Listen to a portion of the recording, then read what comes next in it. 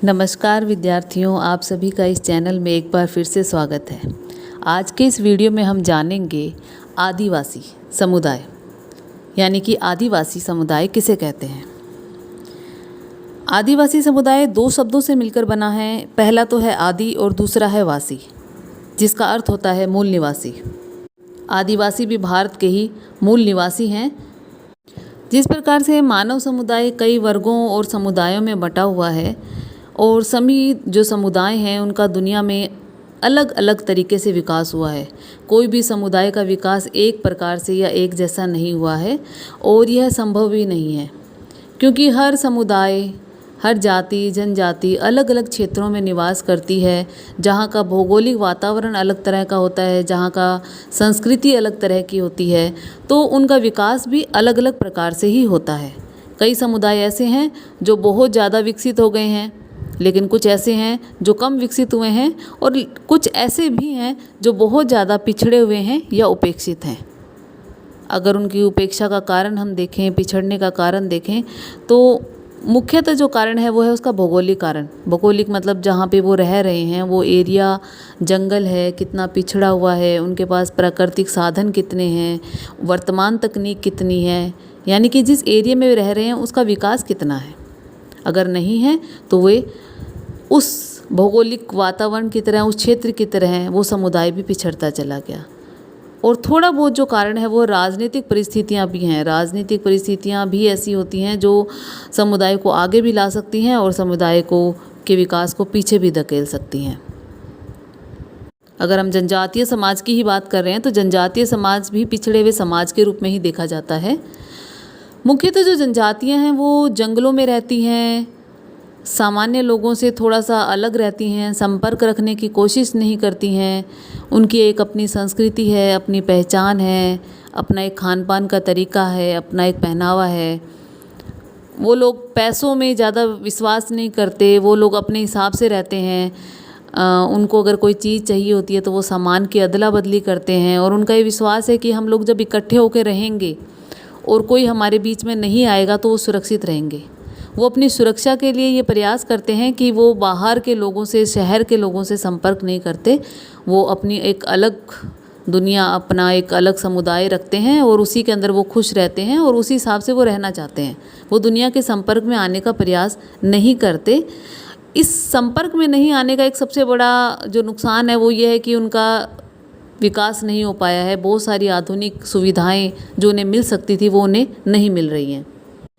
परंतु इसकी एक अच्छी बात यह है कि इन असमानताओं, मतलब कि उनको जो सुविधाएं नहीं मिल रही हैं उसकी वजह से जो असमानताएं जो पैदा हो गई हैं, उसके बावजूद उनकी एक अपनी सांस्कृतिक पहचान है। उस सांस्कृतिक पहचान में वो अपना जीवन व्यतीत कर रहे हैं। बहुत सारे लोग उनको जानना चाहते हैं, देखना चाहते हैं। उनकी संस्कृति उन्हें अलग तरह की दिखती है जो उन्हें एक अलग पहचान दिलाती है। तो बहुत सारे जो वैज्ञानिक कह दीजिए, समाजशास्त्री कह दीजिए, उनको जानना चाहते हैं, उनके बारे में अध्ययन करना चाहते हैं। बहुत सारे वैज्ञानिक, शोधार्थी, शोध करने वाले, समाजशास्त्री ये जानने का प्रयास कर रहे हैं कि आखिर कितनी तरह की जनजातियाँ हमारी इस दुनिया के अंदर मौजूद हैं। 1981 की एक जनगणना के पश्चात राजस्थान सरकार ने अनुसूचित जातियों की एक सूची बनाई थी। उन्होंने 12 अनुसूचित जातियों और उनकी उपजातियों का उल्लेख किया था। यानी कि सरकार ने जो गणना करवाई, उस गणना में उन्हें मालूम हुई बहुत सारी जनजातियां, जिनकी एक लिस्ट बनाई गई थी और लोगों को बताया गया कि राजस्थान के अंदर इतनी जनजातियां रहती हैं। अगर हम उन 12 अनुसूचित जनजातियों की बात करते हैं तो उसमें है भील, भीला, गरासिया, ढोली, भील, डूंगरी भील, डूंगरी गरासिया, मेवासी भील, पावरा, भिलाला, बवासा, बवासे, भागलिया। यह एक। अब हम बात करेंगे दूसरे तरह की जनजाति जो है भील मीणा, मतलब अलग अलग नहीं है, ये एक ही नाम है। तीसरी है दमारे, दमारिया, यानी आप उसे दमारे भी कह सकते हो, दमारिया भी कह सकते हो। चौथी है धनका या तवड़ी या तेवड़िया या वाल्वी। पांचवी है गरासिया। छठी है कथोड़ी, कतकड़ी, थार, कथोड़ी, ढोर, कटकड़ी, सोन, कथोड़ी, सोन, कटकड़ी। इस तरह के मतलब नामों से इन्हें जाना जाता है। नेक्स्ट है कोकना, कोकनी, कूकना। 8वीं है कोली, ढोर, टोकरे, कोली, कोलचा, कोलगा। 9वीं है मीणा। मीणा सबसे प्रसिद्ध जनजाति है, राजस्थान में सबसे ज़्यादा पाई जाती है और सबसे ज़्यादा डेवलपमेंट भी, सबसे ज़्यादा विकास भी मीणा जनजाति का ही हुआ है। 10वीं है नेगदा, नायका, चोलियावाला, नायका, कापड़िया, नायका, मोटा नायक, नाना नायक। यहाँ मोटा मतलब बड़ा, नाना मतलब छोटा, तो मोटा नायक और नाना नायक। 11वीं है पटेलिया और 12वें नंबर पे हम बात करेंगे सहरिया या सहारिया। आप सहरिया भी कह सकते हैं और सहारिया भी कह सकते हैं। इस तरह के विभिन्न नामों से बहुत सारी जनजातियाँ राजस्थान में भी निवास करती हैं। भारत के अलग अलग राज्यों में अलग अलग जनजातियाँ निवास करती हैं, लेकिन अभी हम बात कर रहे हैं राजस्थान की जनजातियों की। तो राजस्थान के अंदर इतनी जनजातियाँ यहाँ पर निवास करती हैं। अगर हम इनके विकास की बात करते हैं तो जो सबसे ज़्यादा विकास है वो मीणा जनजाति ने किया है।